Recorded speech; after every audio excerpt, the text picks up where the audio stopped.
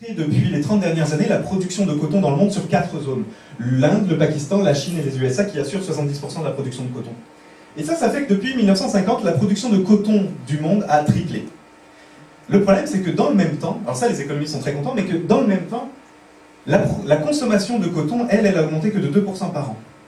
Ça fait qu'il y a un débalancement, il y a une surproduction depuis 25 ans de coton dans le monde, et évidemment, qui dit surproduction, dit que les prix sont très bas. Alors ça, c'est les prix entre 1995 et 2005, les prix internationaux du coton. Si un producteur de coton à cette époque-là était capable d'envoyer son enfant à l'école, aujourd'hui, c'est plus possible. En 2002, notamment, une année critique au niveau du coton, les prix du coton au niveau international se vendaient en dessous des coûts de production des producteurs indiens et africains. Comment on fait ça? Principalement à cause des subventions. Les États-Unis, principal acteur dans les subventions au coton, dépense 4,7 milliards de dollars chaque année pour 25 000 producteurs.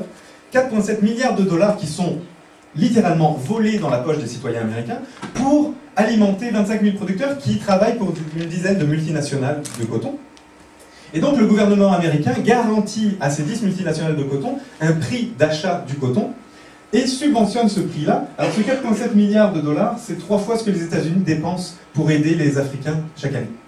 Donc, grosso modo, on donne de l'argent à l'aide internationale, USAID, etc., mais on le vole les Africains de l'autre côté en abaissant les prix internationaux du coton. C'est simple, les États-Unis surproduisent chaque année 5 millions de tonnes de coton.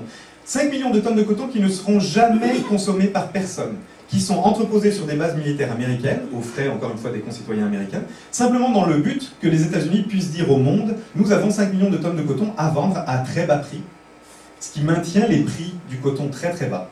Résultat, si vous allez au Bénin, en Afrique, ou au Sénégal, ou au Mali, vous avez du coton africain qui a poussé en Afrique, qui est vendu plus cher que le coton américain qui a traversé l'Atlantique. Parce que ce coton-là a été hyper subventionné. Même chose en Inde, même chose au Pakistan. Vous avez des producteurs qui ont sué sang et eau pour produire 1 kg de coton, et ce kilo de coton, sur le marché indien, est vendu plus cher que le coton américain qui a traversé le monde pour être vendu à ce niveau-là.